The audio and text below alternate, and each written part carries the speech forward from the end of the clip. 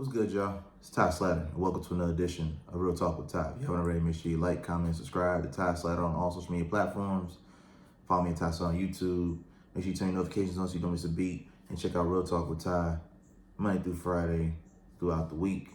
Let's get to it. Today we're gonna continue on our series for independent artists, because you know that's what I'm all about. I'm an independent artist myself, giving you the keys to success. And today we're going to talk about A&Rs and why I see A&Rs making a comeback in the music industry. For those of y'all that don't know, this is what an A&R used to do historically. An A&R's primary job was to take raw talent and mold it, cultivate it, develop talent. They would spend months, sometimes years, matching an artist with the right production, helping them create a cohesive body of work for the debut album, even mixtapes, because the A&Rs are still around during the mixtape era as well. And ultimately preparing them for live performances, making sure that not only that they memorize the lyrics, they can perform without backing tracks, which I'll make another video on that and dive in on that, because I still see artists my age and older still performing with backing vocals. That is a cardinal sin in the game that we're in when it comes to performances. We'll get to that another time. Put a pin in that. Today, obviously, labels and management teams hardly ever work with artists from scratch. They basically take somebody that's already created a buzz online, got the numbers, got the clout, went viral, and then try to basically ride that wave. Instead of creating the wave, they ride that artist wave. Ultimately chasing algorithm over artistry. Chasing stats, chasing clout, chasing projections and what they think they'll do versus the pure form of art, whether it's hip hop, R&B, pop, country, it doesn't matter the genre.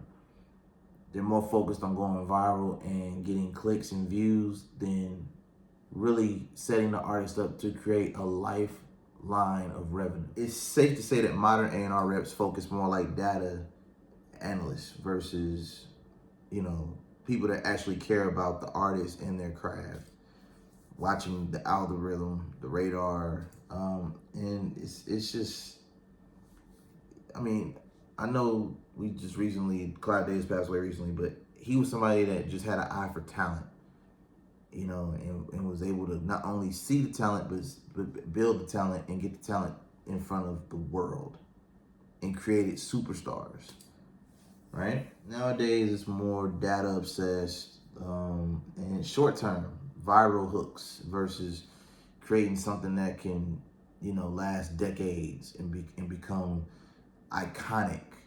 And I'm not saying anybody's, out there trying to be the next Michael Jackson, but again, there were way more superstars back then because they were cultivating, they were developed, they were nurtured versus just catching somebody on a wave, somebody that's been reposted and somebody that's getting all type of traction doing something crazy online. It's a completely different game now. That leads to more flash in the pan careers versus, decades of talent and decades of success.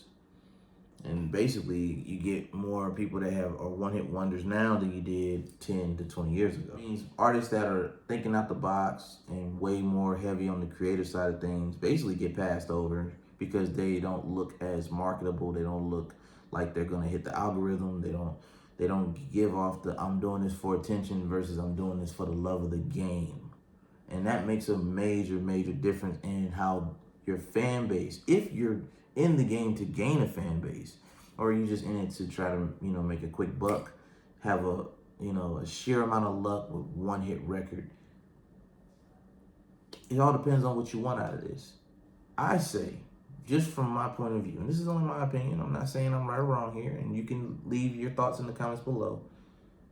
A&Rs are needed in 2026. Overall, A&Rs are needed in this industry because we need people that can not only seek and discover talent, but cultivate, develop, and master all the elements that make superstars. You want to know why there's no superstars right now? You want to know why it's hard for artists to sell records now?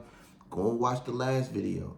We got to take it back to the streets. We got to take it back to the fans, the people that actually want something they can feel, something that's tangible. And until we do that, a lot of people are going to They'll drop a project or they'll drop a record. It'll hit the chart and it's gonna fall because at the end of the day, there's no sustainability in going viral. If you don't have a game plan of what you're gonna do once you get that record, because as they always say, it only takes one record. It only takes one record to set you up for the rest of your life. One record.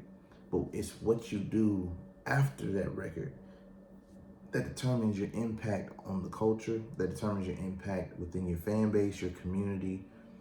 And these are all things that an A&R is needed for.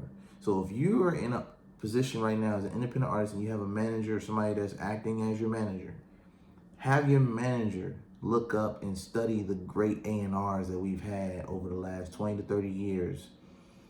Soak up the knowledges. We're in the information age. Everything is right here. I got my computer right here in front of me. You can Google the top 10 A&Rs in music, and I'm pretty sure Clive Davis and other people will come up. But again, study the greats, take notes, because in order for us as artists to beat AI, we have to do more than go viral.